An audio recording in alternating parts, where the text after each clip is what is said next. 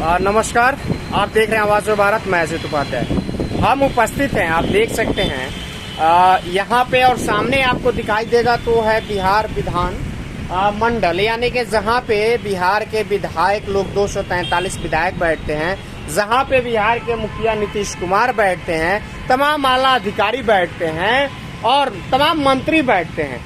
Just उसके सामने आप देखिएगा तो यहाँ पे आपको जो शहीद यानी आज 15 अगस्त मनाया जा रहा है, 15 अगस्त का 75वां वर्षगांठ मनाया जा रहा है, जो देश में बड़े जोर शोर के साथ चल रहा है। उसी स्मारक के सामने जिन्होंने आजादी की लड़ाई के लिए 7 छात्रों ने अपनी कुर्बानी दे दी, उसी पे बात करने के लिए कि आज देश में आजादी का जश्न जिस प्रकार से मनाया जा रहा है, जिस प्रकार से आजादी के उत्सव में पूरा देश डूबा हुआ है, हम बात करने के लिए हमारे साथ किसान कांग्रेस के बिहार प्रभारी और राष्ट्रीय संयोजक राजकुमार शर्मा जी हैं। बात करेंगे, कांग्रेस की सरकार बिहार में आ चुकी है, साथ में ये लोग भी आ चुके हैं। क्या आज का महत्व रहा, देश जिस प्रकार से आज झूम उठा है आजादी में, तमाम जानकारियां हम इनसे लेंगे। शर्मा जी, स्वागत है। सर्वप्रथम तो आपका धन्यवाद करते हैं, भारत की आवाज़ चैनल जो लगातार जनहित के मुद्दों को हमेशा से उठाते रहती है, और साथ साथ आपके चैनल के माध्यम से मैं अपने देशवासियों को आज के इस ऐतिहासिक 75 वर्ष आज़ादी के हुए इस अवसर पर मैं देशवासियों को अपने तरफ से तहे दिल से धन्यवाद और हार्दिक बधाई देते हैं।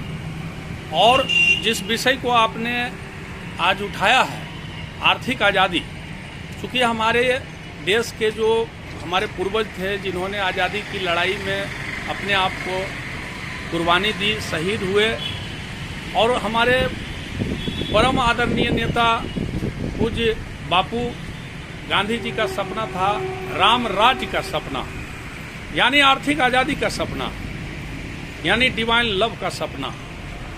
और निश्चित रूप से 75 साल में देशवासियों ने, पार्टियों ने और बुद्धिजीवियों ने और शास्त्रियों, समाज शास्त्रियों, लेखकों, चिंतकों, वैज्ञानिकों ने सबके सहयोग से देश काफ़ी प्रगति किया। साथ ही इस प्रगति में कांग्रेस की बहुत बड़ी योगदान रही है। फिर भी आज जो सरकारें चल रही है देश के अंदर में, 75 साल की जो उपलब्धि हमारे देश की रही है, हर एक क्षेत्रों में हम यदि देखें तो हमने बहुत कुछ उपलब्धि पाई है, लेकिन उपलब्धि अभी और भी बहुत कुछ पाना है। जो गांधी जी का सपना था कि हर व्यक्ति के हाथों में रोजगार मिले, हर किसी के जीवन में खुशहाली आए, हर खेत को पानी मिले, हमारा देश हरा भरा हो, उन्नत हो, समृद्ध हो, हर सेक्टर में, हर क्षेत्र में, हर मामले में। क्या मतलब आप कहना चाहते हैं कि देश को अभी तक पूर्ण रूप से आजादी नहीं मिली है, जबकि 60 साल से कांग्रेस सत्ता में थे? और आप हर घर की बात कर रहे हैं तो बीजेपी आज प्रधानमंत्री के नेतृत्व में हर घर तिरंगा फहरा दिया, यानी वो कह रहा है जो देश को चाहिए वो मिल चुका है, और आप बोल रहे हैं कि अभी तक मिला नहीं। देश की हर व्यक्ति, देश का हर जनता जो है आज 75 साल की आज़ादी को हर्षोल्लास के साथ मना रहा है। मनाने का जो देशभक्ति का जो जज्बा है हर भारतीय में, हर नागरिक में, ये स्वतः स्फूर्त है, ये किसी ने दिया नहीं है। ये हमारे जो शहीद आज़ादी के जो हमारे दीवाने थे, उन लोगों का जो बलिदान हुआ इस देश की आज़ादी के लिए, आज हम लोगों को उस पर गर्व है। हम उसको याद कर रहे हैं, हम उनको नमन कर रहे हैं, अपने उन शहीद पूर्वजों को नमन कर रहे हैं, और साथ ही साथ हम संकल्प भी ले रहे हैं आज के दिन कि इस देश को, इस आज़ादी को अक्षुण्ण रखेंगे। लेकिन आज ये विडंबना है कि देश के अंदर में जो सांप्रदायिक शक्तियाँ, खास कर करके बीजेपी, आरएसएस और मोदी की सरकार जो चल रही है, और जिस तरह से विगत 8 सालों में देश की जो संविधान पर या जो देश के लोगों की आर्थिक आज़ादी पर जो चोट पहुंचा है, जिस तरह से नोटबंदी में, जिस तरह से अचानक बिना सोचे समझे लॉकडाउन में, या जिस तरह से किसानों के ऊपर बिना सोचे समझे 3 कृषि काले कानून, या जीवन उपयोगी सारे वस्तुओं पर जिस तरह से बिना सोचे समझे साजिश के तहत ये जीएसटी लाया गया, तो हर एक तरह से लोगों की आर्थिक आज़ादी को यह सरकार ने छीनने का काम किया। और जैसा कि आप जानते भी हैं कि हमारे देश की जो अर्थव्यवस्था है, जो जीडीपी है, वो विगत 8 सालों में कितना नीचे गया है, रुपया का कितना डिवोल्यूशन हुआ है। आज बात करें जीडीपी, आप तमाम किसान कांग्रेस के या तमाम चीजें गिना रहे हैं, लेकिन बेहतर बात करें हम तो आप आर्थिक आजादी की बात कर रहे हैं। दूसरी तरफ आप बात कर रहे हैं कि देश में 75 साल में अभी तक जो चाहिए वो नहीं मिला। सवाल कहीं ना कहीं आप लोगों से भी खड़ा होता है। दूसरी चीज बात करें तो आपको उस चीज की बात कर रहा हूँ, आज बीजेपी कहीं ना कहीं पूरे देश में हर घर तिरंगे की बात कर रही है। तो किस प्रकार से, यानी बीजेपी बोल रहे कि हर घर तक हमने तिरंगा पहुंचा दिया, हर दिल तक हमने तिरंगा पहुंचा दिया। वहीं कांग्रेस आज तिरंगा यात्रा निकाले थे, सदाकत आश्रम, तमाम चीजें हैं। तो कैसे इस उपलब्धि को एक तरफ बीजेपी क्रेडिट लेना चाहती है, दूसरी तरफ कांग्रेस लेना चाहती है, किस रूप में आप देखते हैं? बीजेपी और आरएसएस वाले यही लोग हैं जो आज़ादी के समय इसी तिरंगे को कुचलने का काम इन्होंने किया था। इस तिरंगे से इनको नफरत था, लेकिन ये अच्छा संयोग है, ये अच्छी बात है कि आज ये भी तिरंगे की बात करने लगे हैं।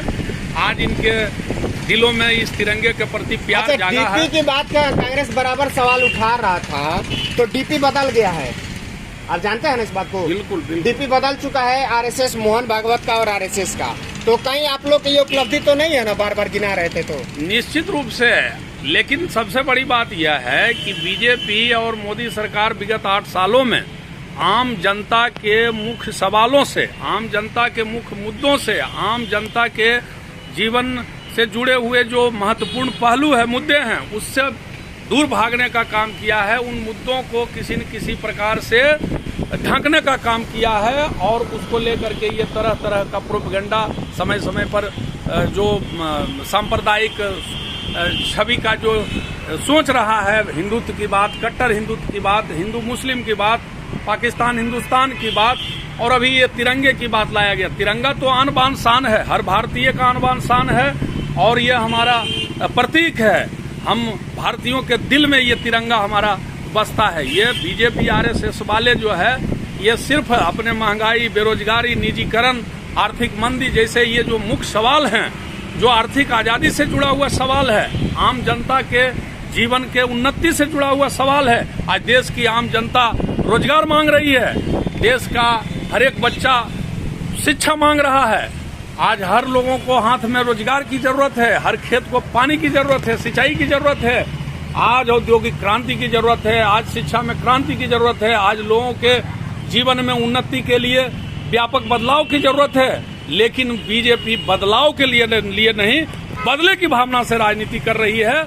और जो देश आगे बढ़ रहा था, जो जिसकी तुलना अमेरिका से और जर्मनी और फ्रांस, इंग्लैंड से होने लगा था कि भारत जो है आर्थिक मामले में हर एक क्षेत्रों में अब जो है विकसित देशों के पैमाने पर आने जा रहा है, उसको कहीं न कहीं उस बढ़ते हुए विकास के पहिए को जिस तरह से 8 साल में मोदी सरकार ने, बीजेपी की सरकार ने कुचलने का काम किया है, एक बार फिर अब यह मुहिम बिहार से शुरू हुआ है कि इस सांप्रदायिक शक्तियों को कुचलते हुए, नफरत की राजनीति को विराम देते हुए और विकासोन्मुख जो राजनीति देश की है, आम जनता से जुड़े हुए जो सवाल हैं, मुद्दे हैं, उसको लेकर के जो राजनीति बिहार से शुरू हुई है, यह राजनीति आने वाला 2025 में, 2024 में फिर से एक बार हिंदुस्तान जो है उस आर्थिक आजादी का जो पहिया जो चल रहा था आगे, उसको फिर से लाने का काम किया जाएगा। और बीजेपी को यह जो बिहार में जो गठबंधन की सरकार बनी है और इसका जो मैसेज पूरे देश में गया है कि जिस तरह से 2 गुजराती इस हिंदुस्तान को बेचने का काम किया और 2 हिंदुस्तानी इसको खरीदने का काम किया, बेचने का काम नरेंद्र मोदी, अमित शाह की जोड़ी और खरीदने का काम अडानी और अंबानी की जोड़ी कर रहा है, तो कहीं न कहीं जो आम जनता की आवाज को दबाने की कोशिश, विपक्ष पर जो विभिन्न तरह के हथकंडों से भारत सरकार का जो सीबीआई और ईडी को गलत तरीके से इस्तेमाल करने का काम, विपक्ष के नेताओं, विपक्ष के लोगों पर जिस तरह से प्रहार किया गया साजिश के तहत बदनाम करने के लिए, तो अब इन सब चीजों को भारत की जनता, देश की जनता समझने लगी है। और जैसा कि पूर्व में बीजेपी की सरकार ने मध्य प्रदेश में बनी हुई चुनी हुई सरकार को खरीद फरोख्त करके गिराया। आपने विगत दिनों देखा कि महाराष्ट्र में किस तरह से बनी हुई सरकार को, लोकतांत्रिक सरकार को खरीद बिक्री करके विधायकों को गिराया गया। मणिपुर, मेघालय, त्रिपुरा, कर्नाटका, ऐसे दर्जनों राज्यों में इस तरह का जो खेल बीजेपी ने किया, लोकतंत्र की हत्या करने का काम किया, संविधान का जो जिस तरह से अपमान करने का काम किया है बीजेपी और मोदी की सरकार ने, तो कहीं न कहीं बिहार से यहाँ जो उसकी साजिश थी, उसका जो ये हथकंडा था, वो कहीं न कहीं विफल हुआ है। और बिहार की जनता ने एक बार फिर से मोदी आरएसएस के लोगों को करारा जवाब दिया है कि इस देश में सांप्रदायिक शक्तियों का कोई स्थान नहीं है, बदले की भावना की राजनीति का कोई स्थान नहीं है, और जनता की आवाज को देर तक दबाया नहीं जा सकता है। लोकतंत्र को और संविधान को आप जो कुचलने का काम कर रहे हैं, आपकी साजिश चलने नहीं दिया जाएगा। आने वाला 2024 में यह महागठबंधन पूरे देश से मोदी और बीजेपी आरएसएस के इस साजिश भरी कुचक्र को, जो देश की जनता की आर्थिक आजादी को छीनने का काम किया है, पूरा जवाब देगा और उखाड़ फेंकने का काम करेगा।